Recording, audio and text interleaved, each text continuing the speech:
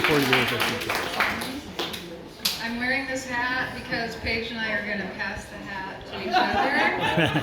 And then we're going to also have an opportunity to pass the hat, whoever wants to be up here to share some words. But we're going to have our speakers first, and then we'll have lots of time for community participation. So we hope you can all stay.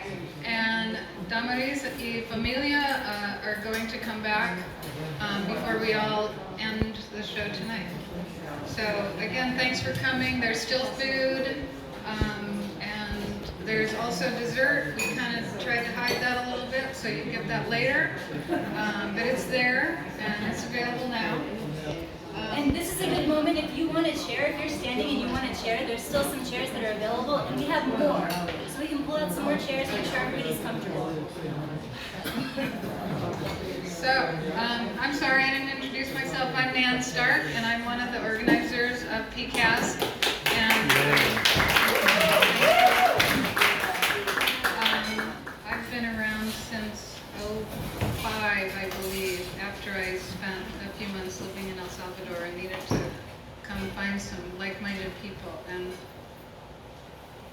I am so glad. And I know we all have our stories about what brought us to PCASC, and that can be part of what we share tonight, too.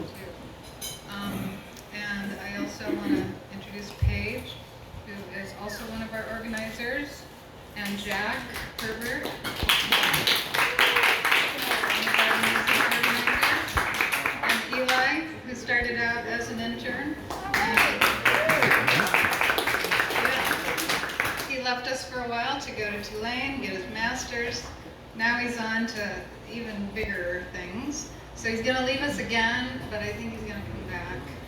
So anyway, we are thrilled that Eli became a really important part of our organization over the last few years. So Paige and I are going to give a little bit of updates on what we know about things that are happening in Latin America. Then we're going to turn it over to Diane and Millie to talk for a few minutes about their time with PCASC, and then we'll bring on Dave, our keynote speaker for the evening. And so that's all coming, and like I said, we'll have more music, but we'll also have a lot of times for Q&A and just audience involvement. So, Paige.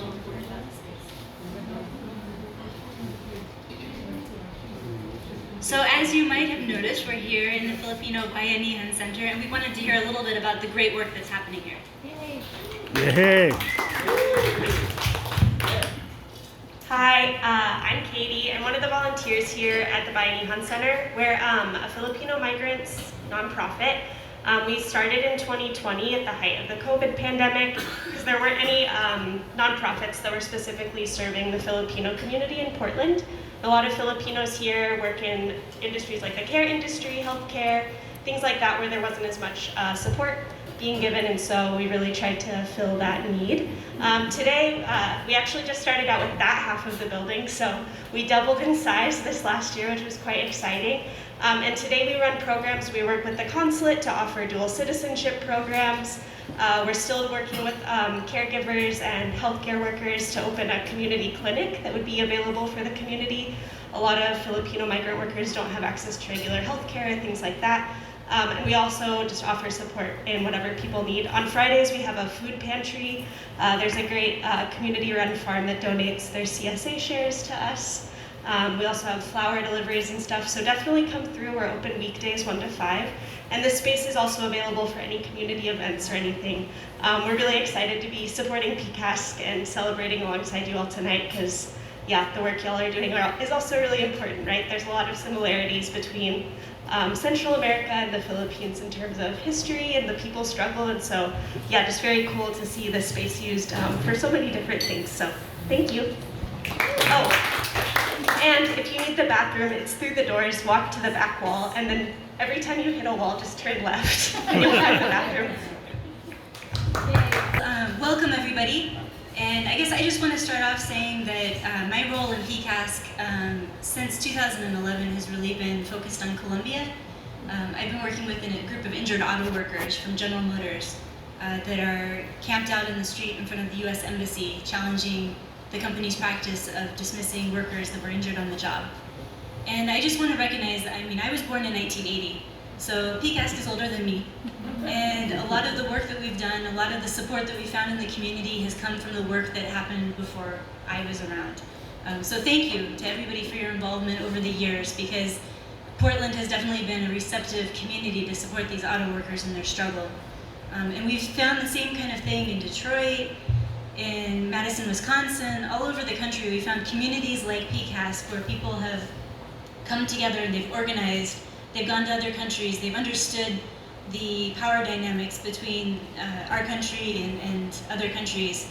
And I think that that's just really important. So I just really want to honor the work that everybody has done, leading up to this moment. And I just see us all as one, total story with different parts. We all play different parts in the story that we share. So thank you very much.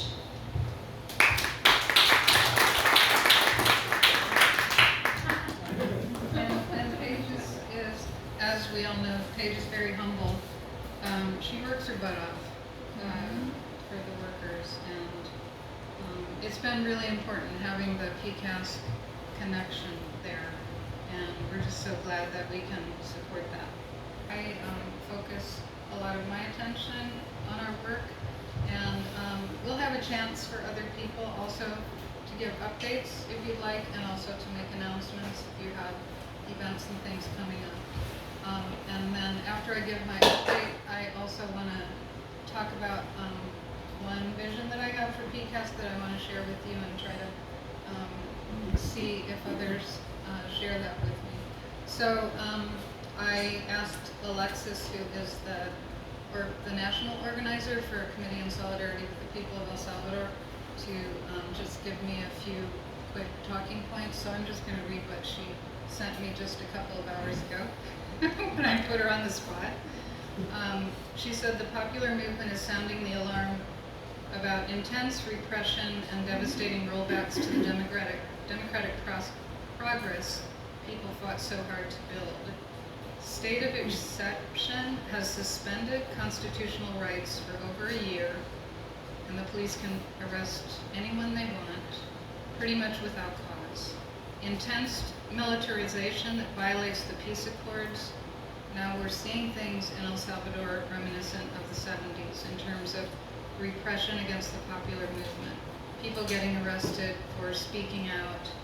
Union leaders, environmental defenders, like the compas in Santa Marta.